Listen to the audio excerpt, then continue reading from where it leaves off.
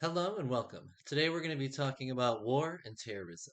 War and terrorism actually is a subject that got me into sociology in the first place. I happened upon sociology. I had been studying psychology and minoring in history, and I accidentally had taken enough sociology classes to double major in it. And it turned out that all I had to do was just take like one more class and I could get a degree in sociology. So I was like, all right, I'll go ahead and double major in sociology. Cool. And it was during that time that I was also finishing up my history minor. And had every intention of going to graduate school for psychology, which eventually I did for my PhD. But at that time, it was my last semester senior year, and I was finishing up my minor in history, and I was taking Latin American history, and I was studying the Latin American wars of independence. And all of a sudden, I started to get this sociological perspective, this sociological imagination. I never thought of the wars of independence as class warfare.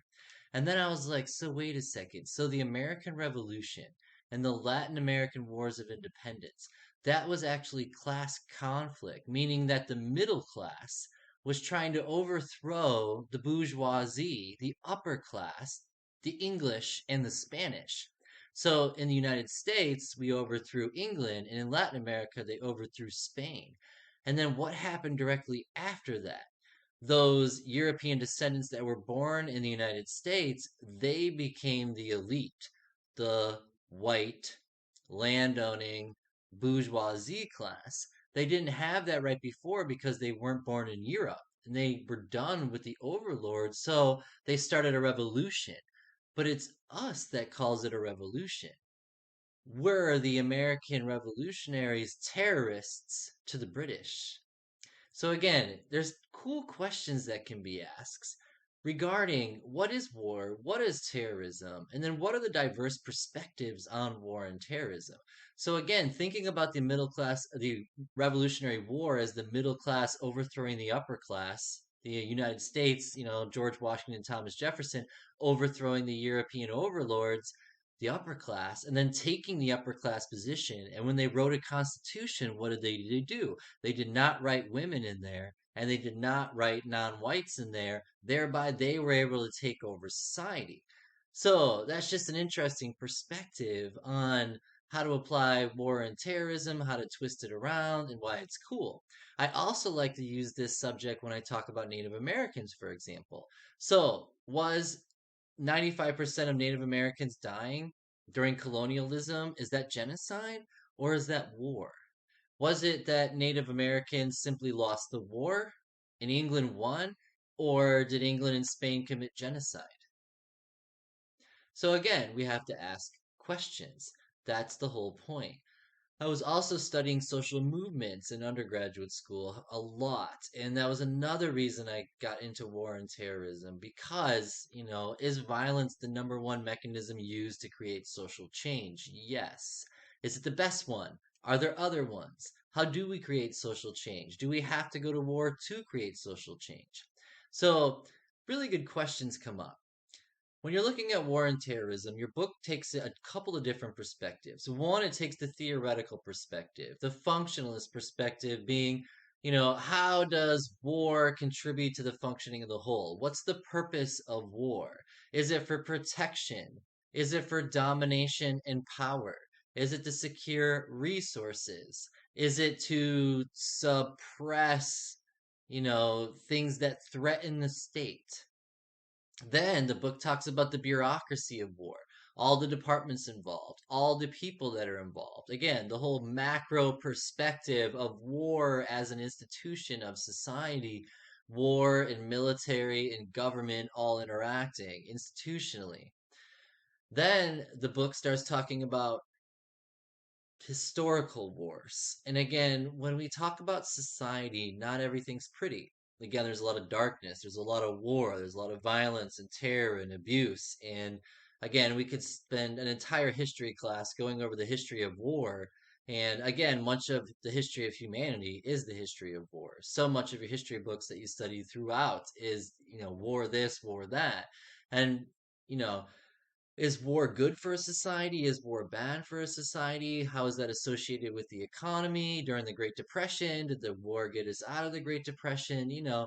A lot of questions. So again, when you're looking at the functionalist perspective of war and then also terrorism, what's the purpose of terrorism? What are their goals? How does that fit in with the culture of society? What are the social norms? How is terrorism perceived? Is it perceived as heroic or is it perceived as weak? Who uses terrorism and why? Were the American revolutionaries terrorists? Okay, good questions to be constantly asking. Then the book talks about the conflict theory perspective of war and terrorism as group conflicting with group, competing with resources, competing for power, one group trying to suppress another group trying to gain power and overthrow another group. And so again, you have this conflict between groups for various reasons. And again, these can be socioeconomic reasons, including religion and culture conflict and fighting over resources. It could also just be about power and domination and control. But again, we need to be asking questions. Then the book applies symbolic interactionism and discuss how, war and how we all that influences how countries interact, and then the entire bureaucracy of things like NATO and the United Nations, and how that's, dealt with on a global level. It's also talking about the meanings attached to war. And again, I always like to ask questions, again, just to ask questions to get your perspective. Like when I teach psychology, I'm always asking questions like, what's the difference between a soldier and a serial killer? Now, if I were a Viking, I would have encouraged my children to go rape and pillage in England. But nowadays, if I rape and encourage my children to rape and pillage, it's a psychological disorder and you get institutionalized. So again, war is very much so culturally constructed. The value system of war, the value system of terrorism, who's perceived as a terrorist, who's not. Okay, so all of this is culturally constructed through symbolic interaction and meaning. Whereas, we used to think of war as like, you were nobody if you were a king of England unless you've gone over to France and taken some territory. And then nowadays, is that considered being an aggressor and looked down upon? And now we just appreciate stability and a good economy, not whether or not we're warriors and heroes. And so how is this culturally constructed throughout thousands of years of human history? And then how has the meanings attached to war and terrorism changed over time, for example? So again, a lot of good questions. Um, you guys also are going to be reading the Killing of Karen Wood this week, and this again really introduces again the idea of guns. Do we need them? Should we have them? And again, we're not sharing our personal opinions. We're just talking about the diverse perspectives of gun laws, gun control, hunting, rules and regulations, the entire bureaucracy system attached to that. But you need to be asking all these questions. Why do we have guns in modern times? I understand that there's an amendment to justify it, but have times changed? Should we amend the Constitution? Is it worth it? The lost lives because of guns. And again, guns play a larger factor on other things that people don't think about. Like, why do men succeed at suicide 3 times as much as a woman? They don't attempt suicide as much, but they succeed more. And it's because men use guns. Women tend to use something that's less intense, like pills, for example, which, easier to save someone from taking some pills than, taking a gun to their head. So again, when you're studying psychology, for example, you have to ask questions. Why is a gun the choice for males? Is it because of testosterone and aggression? Is it because males were socialized to use guns? Just tons of questions. But again, so much of it's culturally constructed. That's why we're asking so many questions. And the perspective of who's a terrorist and who's not, all of it's culturally constructed. And our motivations to go to war, our reasons for war, okay, are all part of symbolic interactionism accounts for that. This how we attach meaning to things. Okay, so again, this is a pretty powerful week. Um, again, a lot of the history that the book's talking about, a lot of it's dark. Millions of people died. There have been great, great wars. That just millions of people have died. So again, we have to ask questions and what's right and what's wrong. When do we go to war? When don't we? Do we turn the other cheek? But what happens if Hitler's coming? You can't just turn the other cheek if Hitler's coming, can you? What do you do? So again, it's like an ethics class.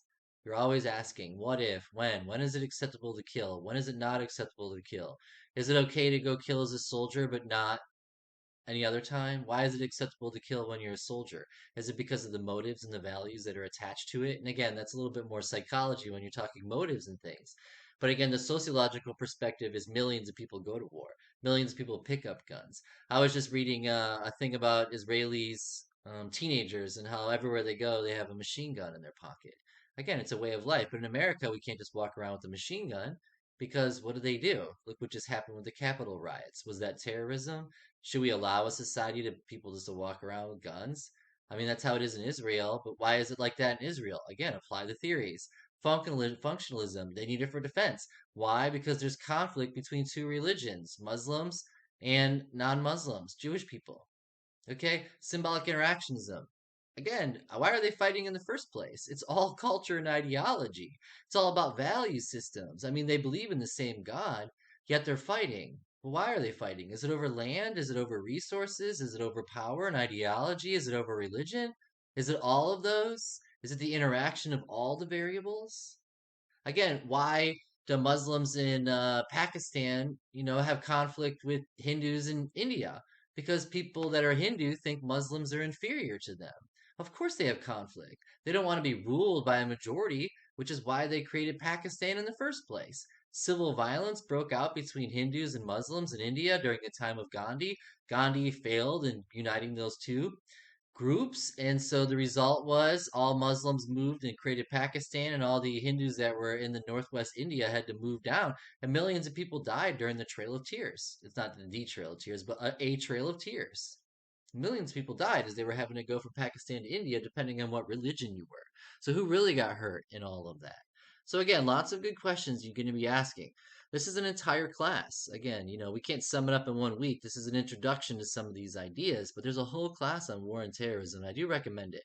So, again, look for your lesson overview this week. You guys are going to be reading the final chapter, which is chapter 16. You're going to read the supplemental article about the killing of Karen Wood, which is incredibly sad. She was killed in her own house by a hunter. It was an accident, but still. Um, you guys are going to do discussions 8 and discussions 9 this week. And both discussions 8 and 9 give you a little bit of chance for some creative writing. So prompt 1 on discussion 8, for example, is saying, think about some other things that you hear of that are facts, that aren't facts, but the media makes it sound like a fact. And then how does this, how is this portrayed? And then the second part, you're going to be asking about violence as a social problem, and you're going to be looking at the tension between two groups, homosexuals and non-homosexuals, in New York City in 1969. Okay? For discussion 9, it opens up for whatever you guys really haven't had a chance to talk about over this class. So think about everything you've learned: inequality, social institutions, behavior, and, think about Karen Wood's death also if you want to just kind of roll those into it. And then ask some questions. What is it you haven't heard about this class? What is it you wish you would have talked about? What have you heard so far in this class that you learned a ton about? What did you want to learn more about? Think about all that kind of stuff too, okay? This will give you guys a chance to do some open creative writing on things you found most interesting, some common themes. Again, for me, it's social class, race, gender. Those are my big three: social stratification, inequality, and I don't know what it is for you guys. Everyone has to find their own way and their own passion. So definitely explore that with this. Okay, please email with any questions and have a wonderful day.